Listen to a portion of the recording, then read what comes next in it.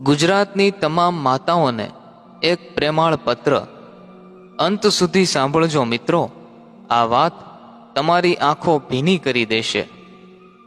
પ્રિય મમ્મી, મોબાઈલમાં લાગણીઓ વ્યક્ત થતી નથી, માટે પત્ર લખી રહ્યો છું. આજે તને પત્ર લખવાના આમ તો ઘણા બધા કારણ છે, અને આમ જુઓ તો કોઈ કારણ નથી.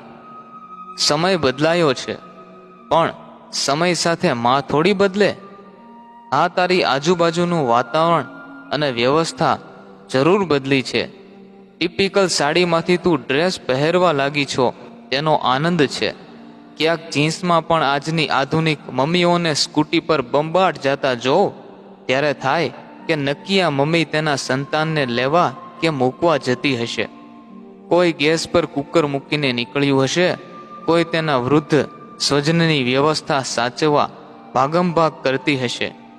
માં હંમેશા બીજાને માટે દોડે છે, પરિવારને જોડે છે, સ્વસુખને છોડે છે, તોય કેટલાક નગુણા સંતાનો માતાને વખોડે છે.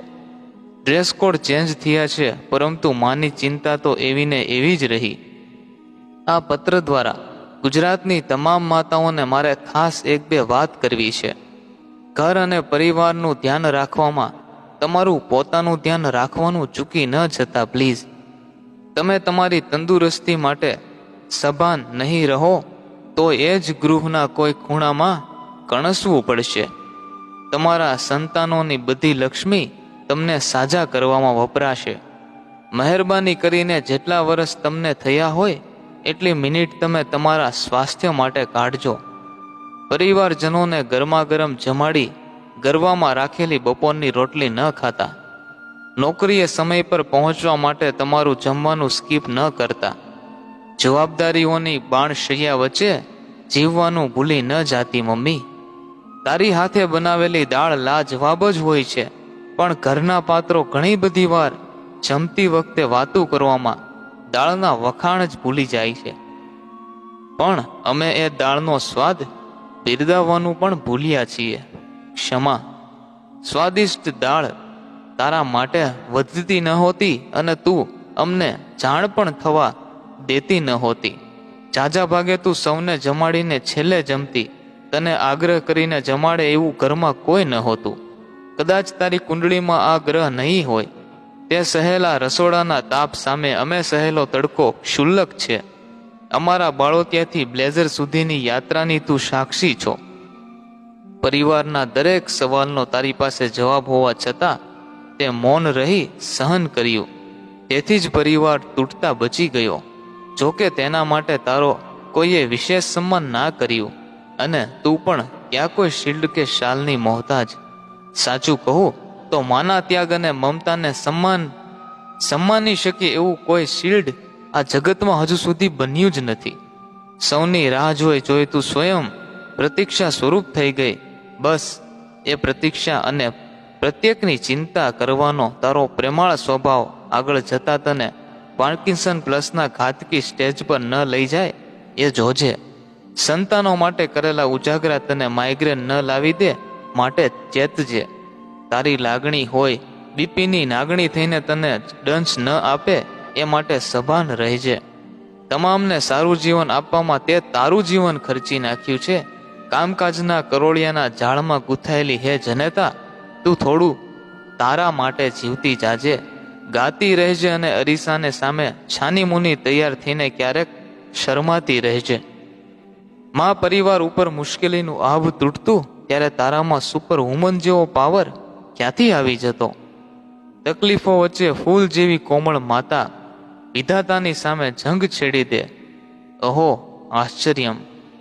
માં, તારા જીવનના પહેલા 25 વર્ષ તું તારા પપ્પાથી ડરીને જીવી. પછીના 25 વર્ષ મારા પપ્પાથી અને છેલ્લા 25 તારા પૌત્રના પપ્પાથી ડરી રહી છો. ડર તારી અંદર નથી બેઠો, તું ડરની અંદર ઓગળી ગઈ છો.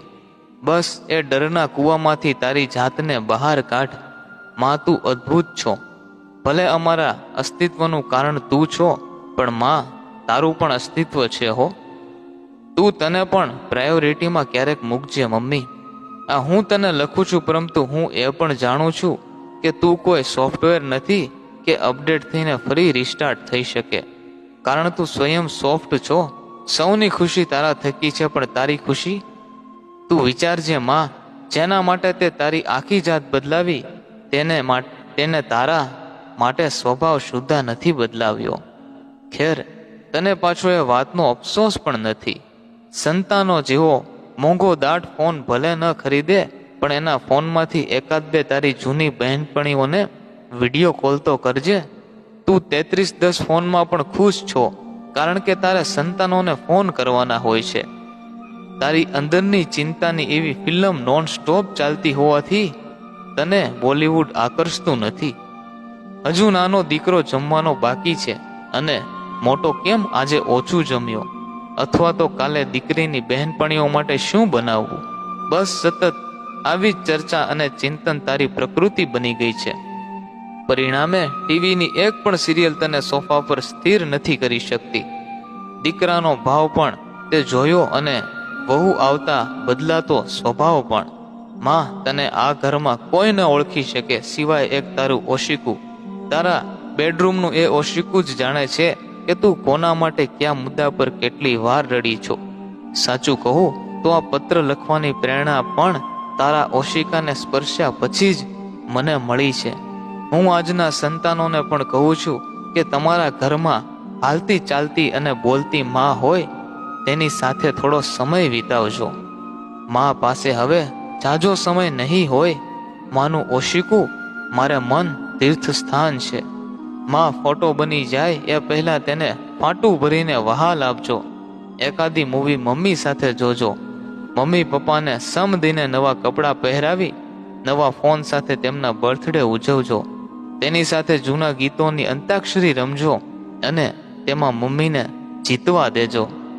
માના બાળપણના પ્રસંગો એની મોઢે સાંભળજો. ક્યાં પહોંચ્યો બેટા, તે જમી લીધું? આવા એકના એક સવાલમાં જ્યારે માં પૂછે, ત્યારે સહેજ પણ પિત્તો ગુમાવ્યા વગર તેને સંતોષકારક જવાબ આપજો. કારણ કે માં તિથિ અને ચોઘડિયા જોઈને મૌન નથી થતી. માતૃત્વના કવરેજમાં રહેશો તો પરમાત્માના નેટવર્કને અનુભવી શકશો. માં કદી કોઈ દિવસની મોહતાજ નથી, કારણ કે માને યાદ કરો એ પ્રત્યેક દિન મધર્સ ડે છે. લિખિતન એક મૌન થયેલી માના દીકરા વતી જગતની તમામ માતાઓને. મિત્રો, વાત પસંદ આવી હોય તો ચેનલને જરૂરથી સબસ્ક્રાઇબ કરજો, અને આ વિડીયોને તમારા પરિવાર મિત્રોને જરૂરથી શેર કરજો. અને હા, કમેન્ટ બોક્સમાં એક સરસ મજાની કમેન્ટ કરવાનું ભૂલશો નહીં. ખૂબ ખૂબ ધન્યવાદ.